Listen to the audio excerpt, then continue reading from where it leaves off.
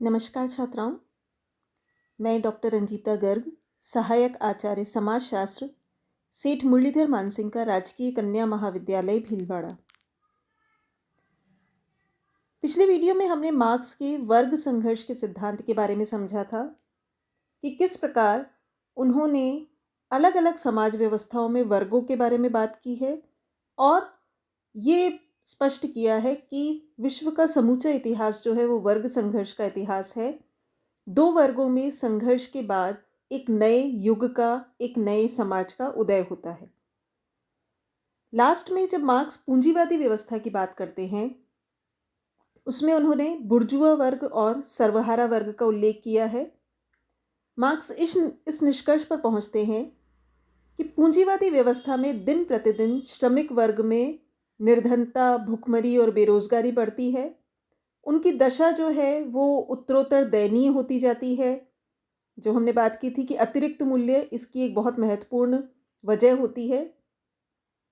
Ultimately जब श्रमिक की सहन करने की क्षमता खत्म हो जाती है तो वो समस्त जंजीरों को तोड़कर पूंजीपतियों के विरुद्ध विद्रोह की भावना लेकर उठता ही है। यही क्रांति का युग है मार्क्स के अनुसार।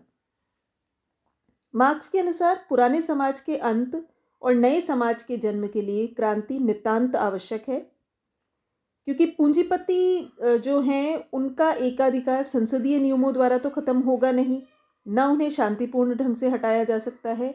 इसके लिए मार्क्स क्रांति को ही एक मात्र उपाय मानते हैं। इस क्रांति का परिणाम क्या होगा? पूंजीवादी वर्ग या शोषक वर्ग का विनाश और सर्वहारा वर्ग का अधिनायकत्व, जिसे मार्क्स कहते हैं डिक्टेटरशिप ऑफ प्रोलेटेरिएट।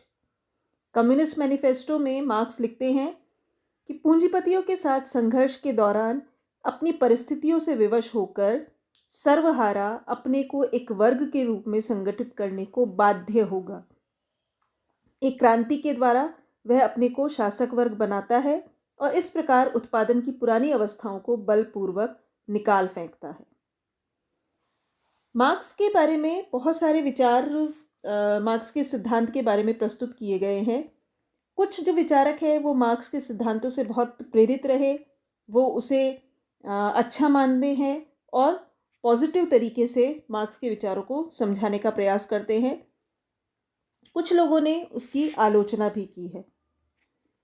हम यहाँ दोनों चीज़ों की चर्चा करेंगे। मार्क्स ने मजदूर वर्ग को एक ऐसी सामाजिक शक्ति के रूप में देखा जो सारे समाज में क्रांतिकारी परिवर्तन ला सकती है। वैज्ञानिक कम्युनिज्म की पूरी इमारत की नींव जो है वो सर्वहारा वर्ग की ऐतिहासिक भूमिका के विचार पर ही रखी हुई है। इस संदर्भ में लेनिन ने कहा है, मार्क्स के पूरे सिद्धांत में मुख्य बात यही है कि वह समाजवादी समाज के निर्माता के रूप में सर्वहारा वर्ग की ऐतिहासिक भूमिका को उभार कर सामने लाते हैं। इसी प्रतिभाशाली खोज के आधार पर समाजवाद का कल्पनावादी दृष्टिकोण जो है वो वैज्ञानिक दिखता है। इतिहास में पहली बार उसे एक ठोस आधार मिला और उसका भविष्य उदीयमान क्रांतिकारी वर्ग के साथ जुड़ गया। अर्थात समाजवाद जो है वो एक काल्पनिक दृष्टिकोण पर आधारित नहीं है, वो वैज्ञानिक है और यथार्थवादी है। मार्क्स ने यह सिद्ध कर दिखाया है कि समाज में अपनी स्थिति विशेष के कारण सर्वहारा ही एक ऐसा वर्ग है जो क्रांतिकारी सिद्धांत और प्रगतिशील दर्शन का झंडा लेकर आगे चल सकता है और जिसे चलना चाहिए। मार्क्स ये भी कहते हैं कि सर्वहारा वर्ग ही स्थायी रूप से पूंजीवाद का विरोध कर सकता है। अन्य वर्ग भी पूंजीवाद का विरोध करते हैं, किंतु उनका पूंजीवादी समाज में कोई ना कोई स्वार्थ निहित रहता है, इसलिए वो पूंजीवाद का विनाश नहीं चाहते बल्कि उसमें सुधार चाहते हैं। और पूंजीवाद के विरुद्ध क्रांति जो है वो केवल मजदूर दल के नेतृत्व में ही हो सकती है। मार्क्स का मानना है कि वर्ग संघर्ष, क्रांति आदि शब्दों से आम जनता को भयभीत नहीं होना चाहिए। एक्चुअल में डर लगना चाहिए पूंजीपतियों को, जो कि अभी तक जो सर्वहारा वर्ग है, श्रमिक वर्ग है, उसका शोषण करते आए हैं। कम्युनिस्ट मैनिफेस्टो जो है वो सर्वहारा क्रांति के लिए इसी बुलंद और विजयपूर्ण आह्वान के साथ समाप्त होता है। यानी कम्युनिस्ट मैनिफेस्टो में जो घोषणा है मार्क्स की वो यही है कि अल्टीमेटली एक बुलंद और विजयपूर्ण आह्वान जो है वो हम दे सके। कम्युनिस्ट क्रांति के भय से शासक वर्गों को कांपने दो, सर्वहारा के पास खोने के लिए अपनी बेड़ियों के सिवा और है ही क्या, पर जीतने के लिए उनके सामने पूरी दुनिया है।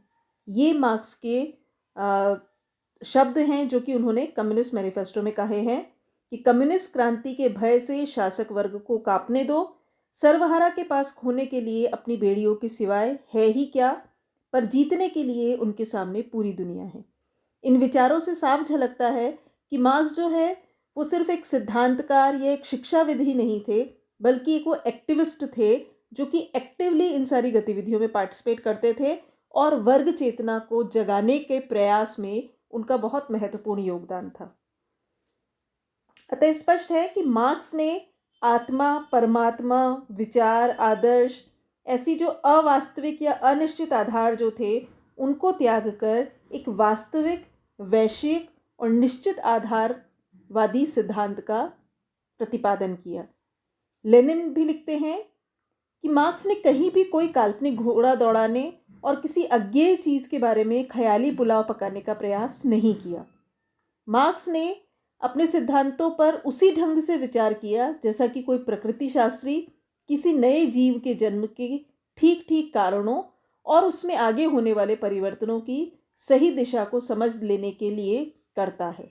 यानी मार्क्स का जो विचार है वो पूर्णतः वैज्ञानिक है, वो ख्याली पुलावों पर आधारित नहीं है। मार्क्स के जो सिद्धांत है बेसिकली पूर्णतः नए नहीं हैं। उन्होंने पुराने विचारों को विशद एवं व्यवस्थित ढंग से प्रस्तुत किया और उन्हें नवीन एवं प्रभावकारी रूप दिया। उनकी विचारधारा में जहाँ एक ओर सर्वहारा वर्ग की स्पष्ट हितकामना है और दूसरी ओर विकासवादी और क्रांतिकारी दृष्टिकोण का एक सामंजस्य भी हमें देखने को मिलता है। परंतु मार्क्स के सिद्धांतों में कुछ कमियां भी है। कुछ जो विद्वान हैं वो मार्क्स के विचारों से पूर्णतः सहमत नहीं हैं और सबसे बड़ा जो मेजर माइनस पॉइंट या एक आलोचना मार्क्स के विचारों की मानी जाती है वो ये है कि मार्क्स निर्धारणवादी है और समाज में निर्धारणवाद के आधार पर हम निष्कर्ष तक नहीं पहुंच सकते।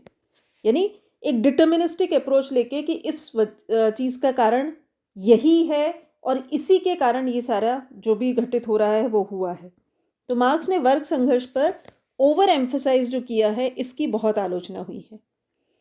कुछ विद्वानों का ये मानना है कि सामाजिक जीवन में संघर्ष की अपेक्षा सहयोग अधिक है।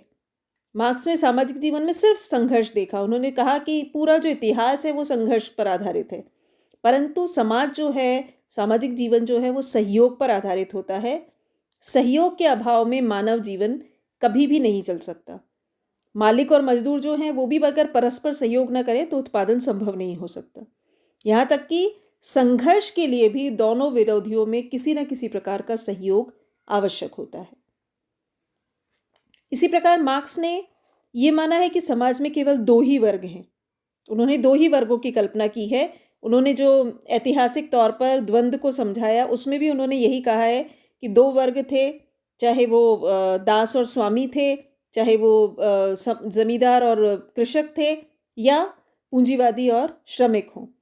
परंतु वास्तविकता में समाज में तीसरा वर्ग भी होता है जिसे हम मध्यम वर्ग कहते हैं, बुद्धिजीवी वर्ग कहते हैं, जिसमें प्रोफेसर्स, डॉक्टर्स, इंजीनियर्स, टेक्नीशियंस ये सब लोग आते हैं जिनका समाज के विकास में बहुत अधिक महत्वपूर्ण योगदान होता है, बहुत निर्णायक भूमिका होती है। परंतु इस वर्ग की चर्चा करना मार्क्स भूल गए हैं। इसी प्रकार मार्क्स सिर्फ आर्थिक वर्ग पर जोर देते हैं, लेकिन बेसिकली देखा जाए तो वर्ग का आधार जो है वो आर्थिक होने के साथ साथ सामाजिक भी होता है। समाजशास्त्री आर्थिक आधारों के अतिरिक्त धर्म, शिक्षा, आयु, योग्यता इन सब के आधार पर भी समाज में वर्ग विभाजन करते हैं, परंतु मार्क्स ने इन सारी चीज़ों को इग्नोर किया। एक और जो विद्वानों की आलोचना है कि क्रांति जो है वो श्रमिक वर्ग नहीं लाता बल्कि बुद्धिजीवी वर्ग लाता है। यानी जैसे मार्क्स ने भी स्वयं जो चेतना जगाने का प्रयास किया उसे हम क्रांति का सोर्स मान सकते हैं। श्रमिक वर्ग क्रांति नहीं लाता। श्रमिक वर्ग क्रांति द्वारा समाज को बदलेगा, ये ऐसा संभव नहीं है। किसी भी क्रांति के सूत्रधार जो होते हैं वो बुद्धिजीवी ही होते हैं। इस बात को लेनिन ने भी स्वीकार किया था। इसके अलावा मार्क्स कहते हैं समस्त इतिहास वर्ग संघर्ष का इतिहास है, परंतु ऐसा नहीं है, क्योंकि हम देखते हैं कि चाहे हम भारत की बात करें, हम भारत में भी अपने देश के इतिहास को देखते हैं तो हम अलग अलग राजाओं के युग की बात करते हैं, अलग अलग शासक वर्गों के युग की बात करते हैं। हम विश्व के इतिहास की बात करते हैं तो प्रथम विश्व युद्ध, द्वितीय विश्व युद्ध की बात करते हैं। ये जो संघर्ष हुए थे या ये जो इतिहास है, ये दो वर्गों के बीच का नहीं है, दो वर्गों के संघर्षों के बीच का नहीं है, ये दो विरोधी राष्ट्रों के बीच का है। तो इसलिए सिर्फ वर्ग को इतिहास के लिए उत्तरदायी मानना गलत है। उसके अलावा मार्क्स ने जो वर्ग संघर्ष के परिणाम की बात की है कि पूंजीवाद समाप्त होगा और साम्यवाद आएगा, ये हर जगह नहीं हुआ। मार्क्स ने श्रमिक वर्ग की समृद्धि की बात की, परंतु श्रमिक वर्ग की समृद्धि जो है वो कुछ देशों में श्रम सुधार के कारण वैसे भी हुई। यानी कुछ देशों ने अपनी जो श्रम नीतियां थी उनको परिवर्तित किया और श्रमिकों के असंतोष को दूर किया, तो वहाँ पर धीरे धीरे एक सामंजस्य की स्थिति अपने आप विकसित हो गई। मार्क्स ने यह भी कहा था कि श्रमिक वर्ग की क्रांति निकट है और पूंजीवाद अपने विकास के लिए पक चुका है, यानी एक बिल्कुल वो सिचुएशन आ चुकी है जबकि क्रांति होगी ही। और उन्होंने कहा था कि क्रांति जो है वो सर्वप्रथम औद्योगिक देशों में होगी, जहाँ पर उद्योग धंधे अधिक हैं, जहाँ पर पूंजीवाद अधिक हैं, श्रमिक अधिक हैं। परंतु मार्क्स की अवधारणा गलत सिद्ध हुई, क्योंकि किसी भी औद्योगिक देश में श्रमिक क्रांति नहीं हुई, बल्कि साम्यवाद सबसे पहले रूस और चाइना में आया, जो कि कृषि प्रधान देश थे। तो इस प्रकार मार्क्स के विचारों को लेकर एक बहस भी है, एक डिबेट जिसे हम कह सकते हैं, जिसमें कुछ जो विद्वान हैं वो मार्क्स के सिद्धांत को समुचित मानते हैं, उचित मानते हैं। उनका मानना है कि मार्क्स के सिद्धांत के आधार पर हम एक बेहतर समाज की कल्पना कर सकते हैं, परंतु दूसरी ओर कुछ विद्वान मार्क्स के सिद्धांत में कुछ कमियों की ओर भी इशारा करते हैं। परंतु कुल मिलाकर अगर हम देखें तो मार्क्स का जो वर्ग संघर्ष का सिद्धांत है वो एक बहुत महत्वपूर्ण सिद्धांत है। इसी सिद्धांत के माध्यम से श्रमिक वर्ग में, सर्वहारा वर्ग में अपनी जो दासता है, अपना जो शोषण है, उससे मुक्ति पाने की इच्छा जागती है, चेतना पैदा होती है और उनके उत्पीड़न को ख़त्म करने में बुद्धिजीवी वर्ग का भी सहयोग मिल सकता है और साथ ही साथ पूंजीवादियों को भी अपनी गलतियों का एहसास हो सकता है। तो कुल मिलाकर मार्क्स का जो वर्ग संघर्ष का सिद्धांत है वो समाजशास्त्रीय सिद्धांत की दृष्टि से एक बहुत महत्वपूर्ण योगदान हम मान सकते हैं। धन्यवाद।